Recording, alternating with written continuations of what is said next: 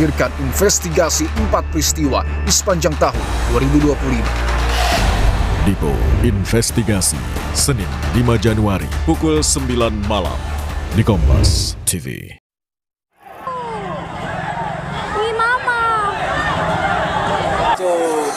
Lempar kursi Pak.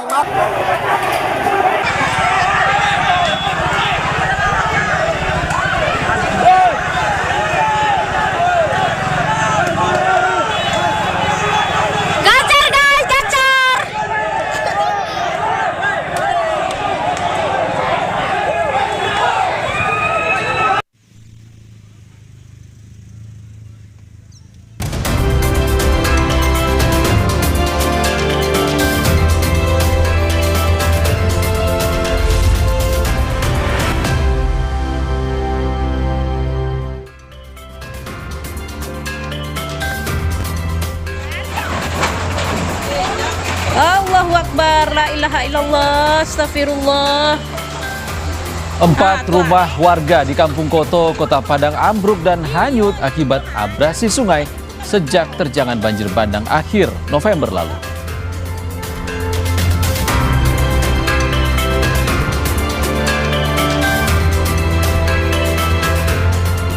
Gara-gara kritik jalan rusak lewat medsos, seorang pemuda di Garut, Jawa Barat diintimidasi keluarga kepala desa.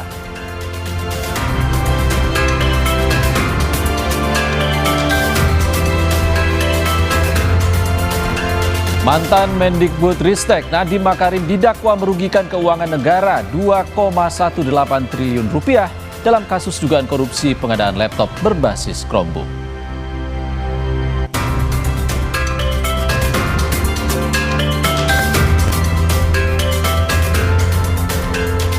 Halo, apa kabar saudara? Selain 3 sorotan utama tadi, sejumlah informasi penting dari berbagai penjuru tanah air akan kami hadirkan untuk Anda selama 30 menit ke depan. Saya Ihsan Sitorus. Inilah Indonesia Update selengkapnya.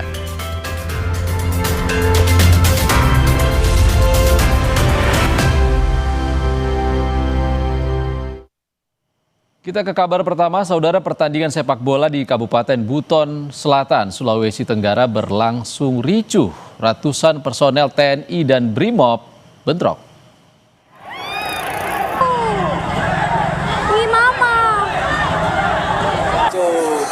Lempar kursi Pak.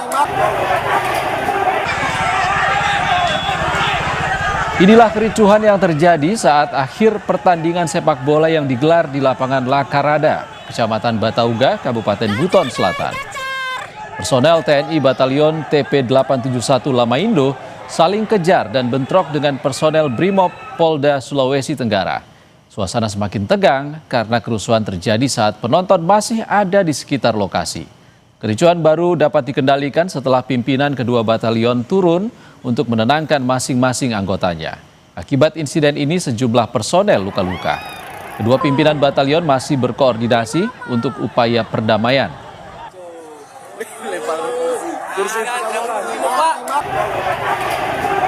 Saya datang sini sudah kerap sudah lari-lari.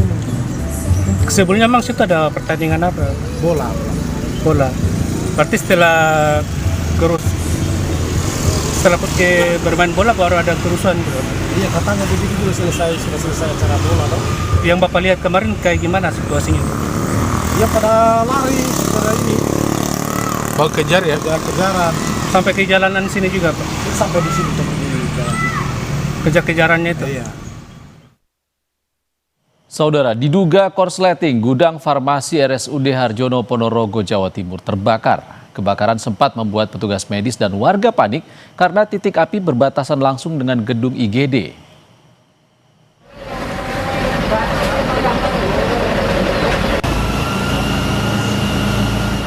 Kobaran api menghanguskan sebagian besar lantai 2 gudang farmasi RSUD Dr. Harjono Ponorogo. 4 mobil damkar dikerahkan. Petugas kesulitan memadamkan api karena banyaknya material kertas, alkohol, dan obat yang terbakar. Penyebab pasti kebakaran belum diketahui, namun diduga akibat korsleting. Pihak rumah sakit memastikan pelayanan tetap berjalan normal.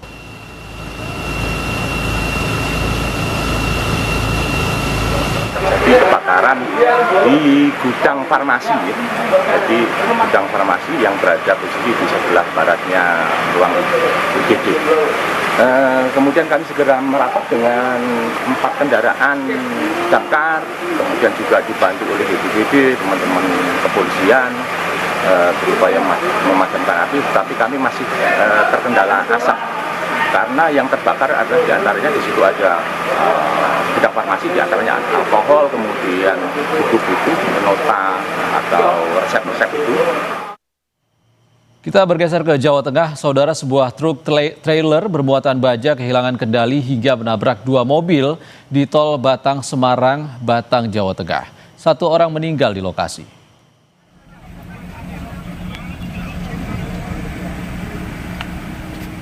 Petugas gabungan dari kepolisian, Jasa Marga dan SAR butuh waktu berjam-jam untuk mengevakuasi para korban yang terjepit. Alat berat dikerahkan untuk mengangkat puluhan ton baja muatan truk yang menimpa mobil. 1 korban meninggal dan 5 korban luka-luka dibawa ke RSUD Batang. Kecelakaan diduga akibat sopir truk yang kehilangan kendali karena kondisi jalan yang tidak rata.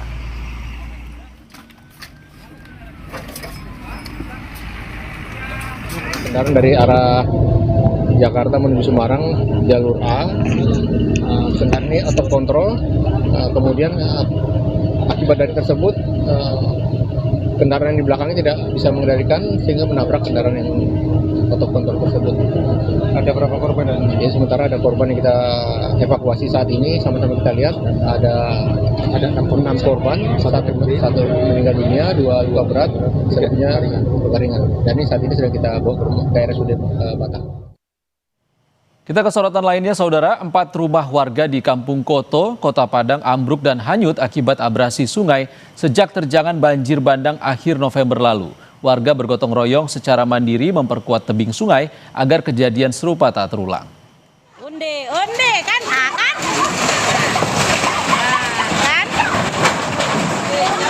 Allahu Akbar, la ilaha illallah. Detik-detik rumah ambruk di bantaran sungai Batang Kuranji beberapa waktu lalu terekam video amatir warga.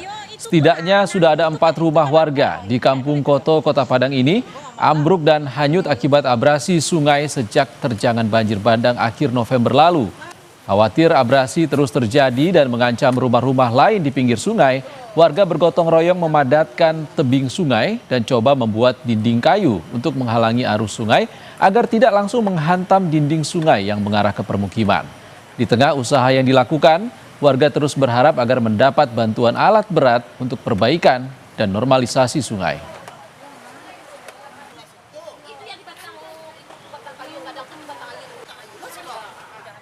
Rumah yang runtuh kemarin, runtuh lagi yang baru.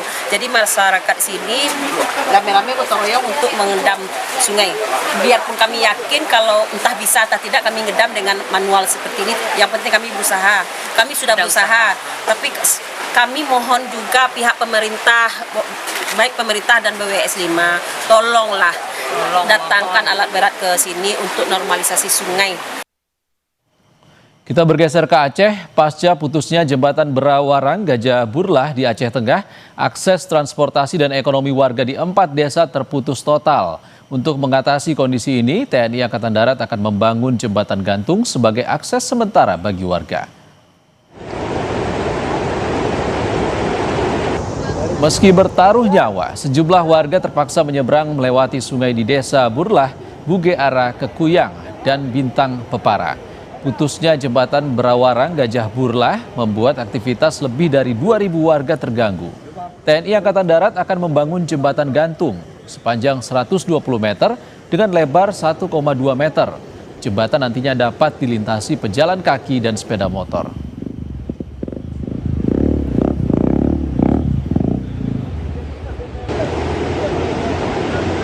Jembatan gantung untuk akses jalan masyarakat. Itu nantinya jembatan gantung itu panjangnya kurang lebih 120 meter. Dan jembatan gantung itu bisa dilintasi oleh masyarakat dengan kendaraan roda 2. Ini dalam rangka percepatan supaya masyarakat tidak ada lagi menyeberang seperti ini menggunakan tali seling, supaya lebih aman. Target pengerjaannya kurang lebih 1 bulan. Sementara itu, seorang petani desa Kekuyang, Kabupaten Aceh Tengah, Provinsi Aceh terjatuh ke sungai saat menyeberang menggunakan kabel seling. Korban berhasil diselamatkan oleh prajurit TNI yang saat itu sedang bertugas membantu warga menyeberang di lokasi jembatan rusak akibat diterjang banjir bandang.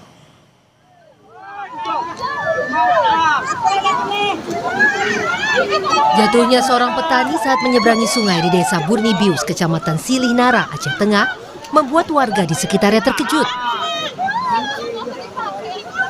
Meski sempat terbawa arus, korban akhirnya berhasil diselamatkan oleh prajurit TNI yang saat itu sedang membantu warga menyeberang sungai. Warga terpaksa menyeberang sungai menggunakan seling setelah jembatan gantung di desa tersebut ambruk akibat diterjang banjir dan longsor November lalu. Bagi para petani di Kecamatan Ketol, langkah ini ditempuh untuk mengangkut hasil pertanian dari kebun mereka. Akses jembatan yang putus mengakibatkan aktivitas warga terbatas. Meski berisiko tinggi, cara menyeberang seperti ini masih terus dilakukan karena tidak ada akses jalan alternatif lain.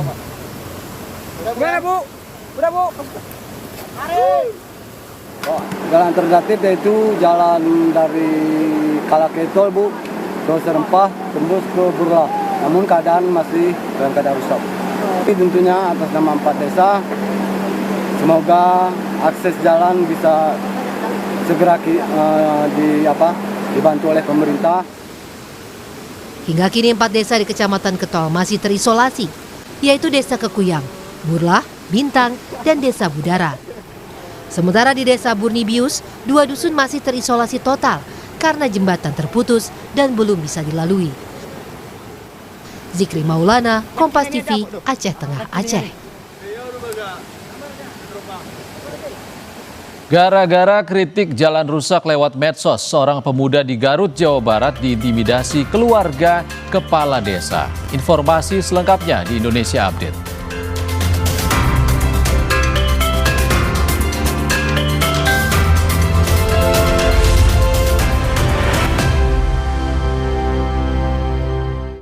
Hotin DCL beda dengan yang biasa. Karena rematik, keselio, dan nyeri sendi bukan sakit biasa.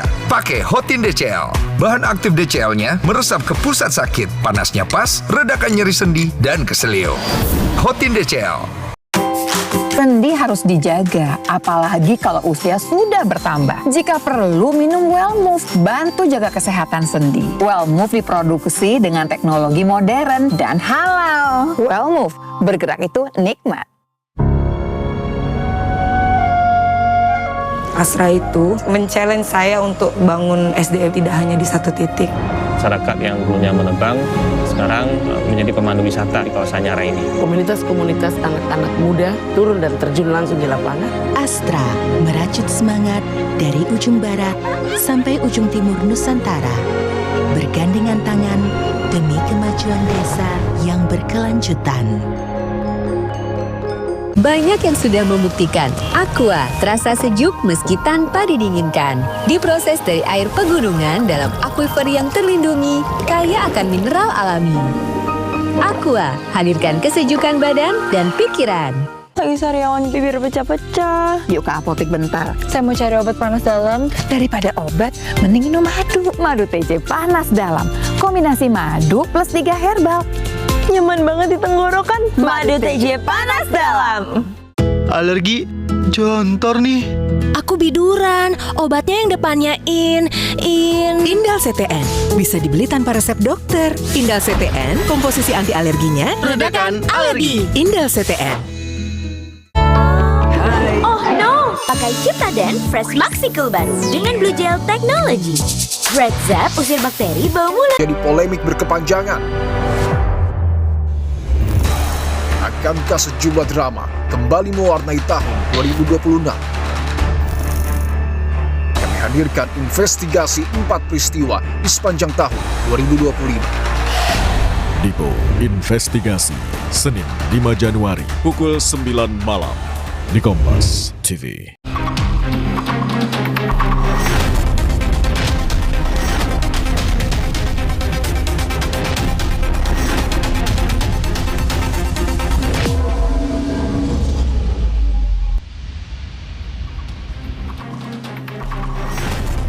Salam waspada saudara, polisi mengungkap motif terduga pelaku pembunuhan anak politisi PKS di rumah mewah di Cilegon, Banten. Polisi bilang aksi pelaku dilakukan karena desakan ekonomi usai kalah bermain kripto dengan kerugian miliaran rupiah. Kami akan hadirkan informasinya selama 30 menit ke depan dalam program Borgol bersama saya di Putu Trisnanda, hanya di Kompas TV, independen, terpercaya.